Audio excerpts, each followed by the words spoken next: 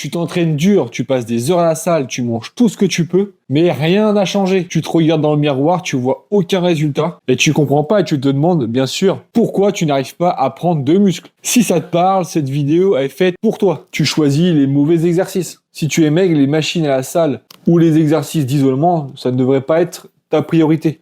Pourquoi? Tout simplement parce qu'ils ne recrutent pas assez de groupes musculaires pour créer du muscle efficacement. Je ne dis pas qu'il ne faut pas faire des mouvements d'isolation, mais ça ne devrait pas être ta priorité. Donc à la place, mise plutôt sur les mouvements polyarticulaires comme le squat, le soulevé de terre, le développé couché, les tractions. Ces mouvements sollicitent beaucoup plus de groupes musculaires.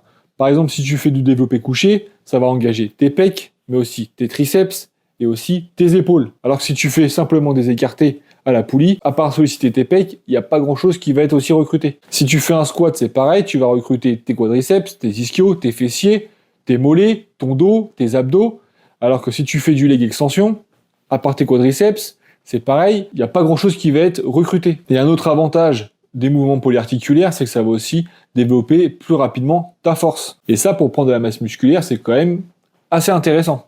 L'action simple que tu peux mettre en place, c'est de bien vérifier que ton programme d'entraînement comprend bien 80% de mouvements polyarticulaires et 20% d'isolation. Et avec le temps, tu pourras bien sûr réduire ce pourcentage.